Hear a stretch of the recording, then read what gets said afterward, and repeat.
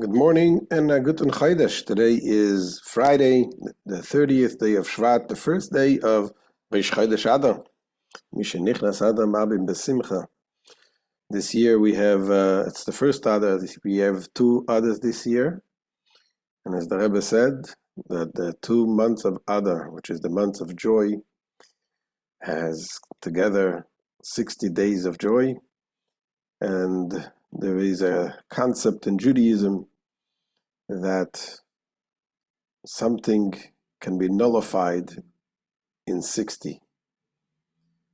So if there is anything negative in our lives, we can nullify the negative in the 60 days of joy. So we got to make sure every day in this month, these 2 months, to be joyous. And one of the ways to be joyous is to study Torah. Likutei Hashem Yesharim Mesamchi Leiv. Of course, we need to do it with joy. And let's begin with tzedakah. Tzedakah mekareves es hageula. And today we are concluding chapter 25, which is also a joyous occasion. Anytime you finish a piece of Torah. And this chapter 25 really concludes a few chapters, a whole concept that the Rebbe was discussing starting from chapter 18 till 25, and that is how the hidden love that we have leads us not only to give up our life for Hashem when push comes to shove, when we are forced to worship idols, but this hidden love also helps us in our day-to-day struggle with doing the mitzvahs. And the Rebbe explained in these few chapters that when we realize that every mitzvah connects us with Hashem, and every sin separates us from Hashem, and we don't want to be separated from Hashem, and we want to be connected to Hashem and united with Hashem as much as possible. Not only do we want it, but we are ready to give up our lives for it. Mesirus nefesh. Sacrificing our lives. And if that is the case, this is what we should consider. That when it comes to our day-to-day struggles, those are struggles that are certainly much less difficult than giving up a life. So those struggles will be easier to overcome when we realize that we are connected with Hashem and we don't want to be separated from Hashem under no circumstances. And based on this, the Alter Rebbe explains an interesting event, what happened when the Jewish people came to the land of Israel. Before they entered Israel, Moshe Rabbeinu commands them to say the Shema twice daily. Shema Yisrael, Hashem Elokeinu, Hashem Echad. This is the famous prayer. What is the prayer? To listen, O Israel, Hashem is one, the Lord, Hashem is our God, Hashem is one. And then it says we should love Hashem, we should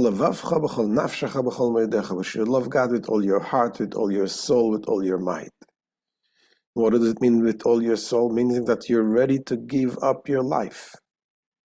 So Moshe Rabbeinu commands the Jewish people before they enter Israel, you should be ready to say it twice a day, to be ready to give up your lives. And the question that the Alter Rebbe asks, that generation didn't need self-sacrifice. Why? Because Moshe Rabbeinu, Moses promised them that there is going to be peace. The fear of the Jewish people will be on their enemies. There will be no reason to self-sacrifice. No one will threaten them. No one will stop them from doing whatever they need to do. So why was it necessary for Moshe Rabbeinu to tell it to the Jewish people? And in those circumstances, when everything was good, that they need to do it twice a day to be ready to sacrifice for the lives of Hashem? And the answer is what we just explained, that the Shema Yisrael brings out our inner, deeper connection to Hashem. And this helps us in fulfilling the day-to-day mitzvah. that whenever we have a challenge, we think, Shema Yisrael, we're ready to give up our lives for anything. For Hashem, we're ready to give up our lives. So that little challenge surely will ready to give up and to be connected with Hashem. So this feeling of readiness to self-sacrifice that we have to constantly keep in our mind helps us with the fulfillment of all of the Torah and mitzvahs. So let's see inside what the Alter Rebbe says. Here's the Alter Rebbe. ובזה יובן למה ציווה משה רבנו עליו השלום במשנה תורה לדור שנכנסו לארץ לקרוא קריאת שמע פעמיים בכל יום לקבל עליו מלכות שמיים במסירות נפש. In light of the above, it will be understood why Moshe Rabbeinu, peace upon him, commanded in the book of Deuteronomy, not in the earlier books of the Torah addressed to the generation of the Jews who wandered in the desert, but to the generation that entered the Holy Land, that they too, and not only the subsequent generations, they too should recite the Shema twice daily. The intention of the Shema being to acknowledge the kingdom of heaven with self-sacrifice. That's what it means, Shema Yisrael, acknowledging the kingdom of Hashem, and to be ready to do it with self-sacrifice. Shema teaches us to accept martyrdom for the sanctification of God's name. And the question is, why was it necessary? And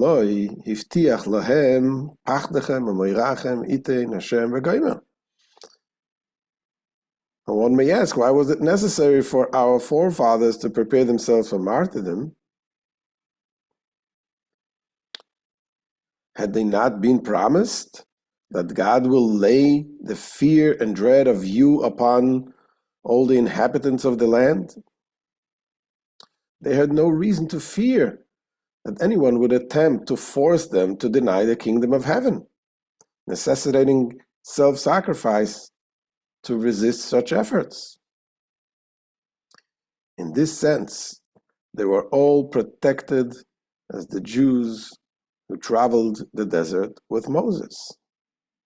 The Jews who traveled in the desert for 40 years, they were in a very high spiritual level, and they were protected when they were not commanded to recite the Shema. So we must therefore conclude that preparation for martyrdom is necessary not only to ensure that it will be put into practice, if and when necessary. Well, what is it necessary? It is necessary to remember that martyrdom, that we are ready to give up our lives. That is necessary to remember that, because this will help us in fulfilling the Torah mitzvahs. That's what Alter Rebbe continues. Elo mishum shekiyum ha'Torah mitzvoseh toli bezeh sheyizker tamid inyan mesiras nafshe laHashem al yichudoi sheyeh kavua b'liboi tamid mamish yomam v'layla lo yomesh mizichreinei. But because the fulfillment of the Torah and its commandments is contingent on one's being constantly aware of his readiness to surrender his life to God for the sake of his unity.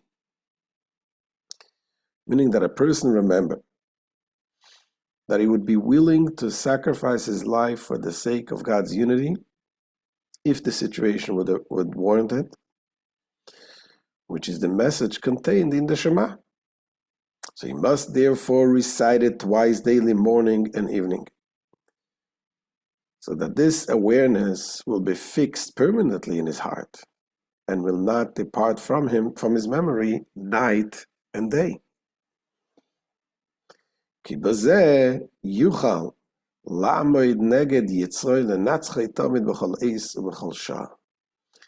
way, one is able to withstand his evil inclination and to vanquish it at every time and every moment.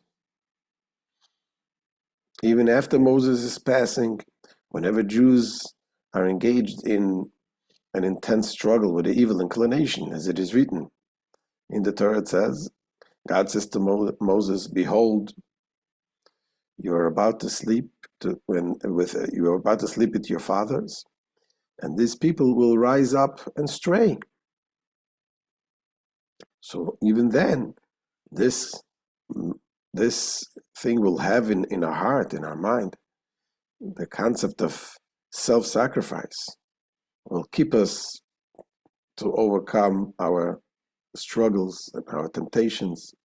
Kanis Kala'el, as explained above, that when one remembers that he would be prepared to suffer martyrdom for his love of God and his belief in God's unity, he will surely be able to overcome his evil inclination and perform all the mitzvahs. So this is the end of this chapter, the end of this series of chapters. In a sense, this is the end of a big part of the Tanya, where the Alter Rebbe explained what is the way to serve Hashem. And he says, it is near to us to serve Hashem. And he explained that the long way of serving Hashem is by meditating, which is very important to meditate about the greatness of Hashem. And through the meditation to create love in our heart. Because when we understand something, it leads to emotions. And then there is a short way. Even people who are not capable of meditating so deeply, there is the short way.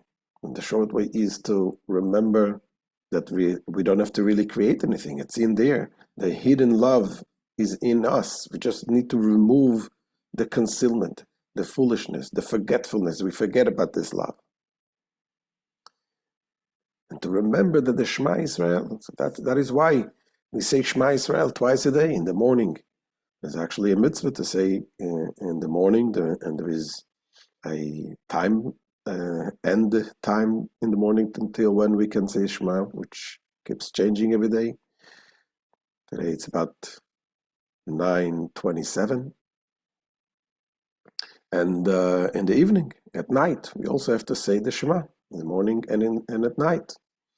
So twice a day we have a mitzvah, a biblical mitzvah, to say the Shema. And when we say the Shema Israel, we keep in mind that we take upon ourselves the yoke, that the kingdom of heaven, that there's only one Hashem, there's only one God, and we're ready to give up our life, and therefore our sacrifice should help us to do the Torah mitzvahs.